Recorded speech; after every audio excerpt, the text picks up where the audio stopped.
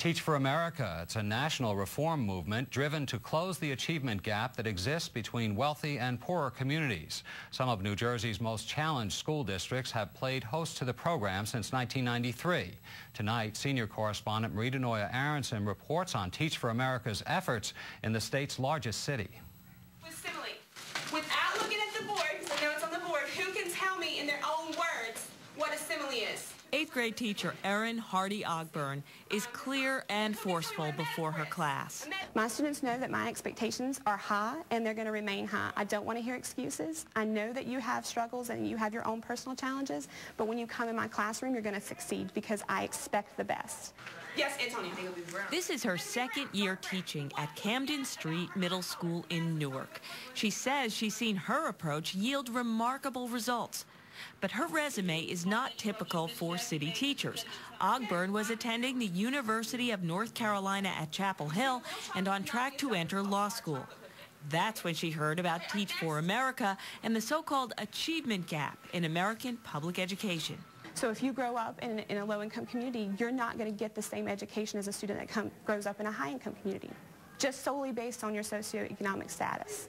And that's not fair. It's just not fair. Teach for America is to underserved school districts what the Peace Corps is to underprivileged communities. The idea? Inject some of the most creative, well-educated, and inspired individuals into these classrooms, if only for a short time. Teach for America is a 2-year commitment. Ogburn is finished in June. What then? It's changed my life. This is something that I would never have considered doing, 3 years ago. But being in the classroom and seeing what's going on with my students, I can't not pay attention to the achievement gap and what we need to change in our educational system. And Teach for America administrators say often their Corps members opt to stay well beyond the 2-year stint. They stay and develop careers in the classroom. Case in point, Chris Perpich, who teaches 4th grade in Newark's Branch Brook Elementary School. So how is an internal conflict different than an external conflict? Perpich was studying history and English at the University of Michigan when he signed on to Teach for America. That was 6 years ago. Did you ever dream that you would still be here 2010, standing here? I did. When I finally decided to join Teach for America, I knew, having worked in schools in Detroit, I knew teaching was the #1 place where you can really make an impact. But what kind and how significant an impact? Teach for America has been in New Jersey since 1993 and in Newark since 1994. Teach for America administrators say it selects host communities based on the level of need in the schools and on the level of cooperation by district administrators.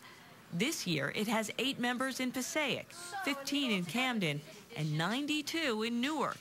But by any measure, the need in Newark is great. It educates nearly 40,000 students and employs hundreds of teachers at its 75 schools. The city has its struggles. According to district documents, the high school graduation rate is about 54%, and only about 40% of children read and write at grade level by 3rd grade. While we're proud of the progress that we've been able to make and what we've been able to contribute to the efforts to improve the educational outcomes for our children here in Newark, our work is certainly not done. It's just beginning. Cavalry says there are 550 former Corps members who are still teaching in New Jersey, still working to reform New Jersey's most challenged schools, one teacher at a time. Marie Denoya Aronson, NJN News, Newark.